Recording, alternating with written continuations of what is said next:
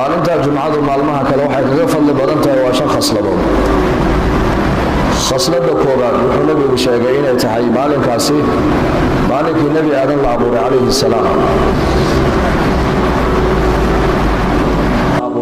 salaam yowma aljumca. jumca ayaa gelinkii dambe ruuxda lagu afuufay.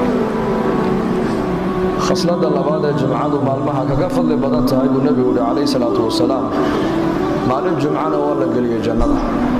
marka nebi aadam calayhi salaam maalin jumca ayaa la abuuray, maalin jumcahana jannada waa la geliyey, maalin jumcahana jannada waa laga soo saaray oo arlada ayaa la keenay, maalin jumcana saacadda qiyaamada dhici doonta buu nebigu yihi calayhi salaatu wasalaam. maalin jumce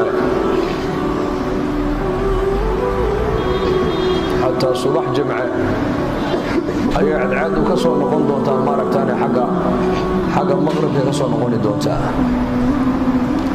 lidaalika xayawaanka oo dhan galabta khamiiseed marka cadceedu ay sii dhacaysa baa la yidhi habeenkaa cabsi ayay ku baryaan, cabsi ayagoo ka cabsi qaba waa berigaa dambe inay noqon karta maaragtaane maalinta saacadda qiyaamadu ay dhacaysay.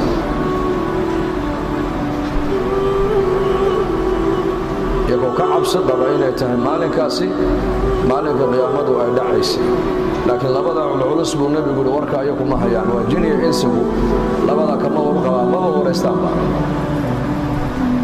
bal wadannada qaarkood macaasida ugu badan habeenkaa jimcahay sameeyaan dadka dowladaha islaamka, maadaamay maalin jumca ay fadhiyaan habeenkaa khamiista gelinkaa dambe khamiista habeennimadeeda fasaad baaba loo dareeraa wadannada carbeed iyo wadannada islaamka.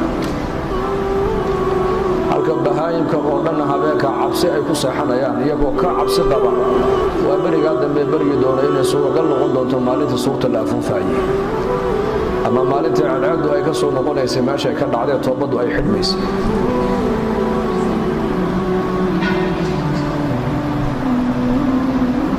marka yowma aljumcay saacaddii qiyaamadu dhici doontaa.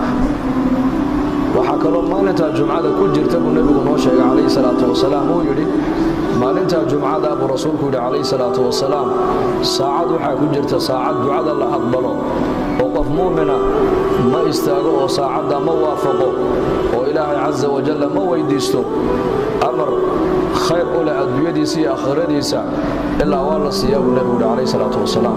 waa la siin. xaadiista qaar waxay sheegaysaa waa xilligan bacd alcasarka ilaa cadceedu ay godka galayso. marka maalinta jumcada waa ciidul usbuuc baa la yidhaahdo dadka muslimiinta xataa waxaa shaqada adduunyada intay ka nastaan baa loogu talagalay inay maalinka iska cibaadaystaan.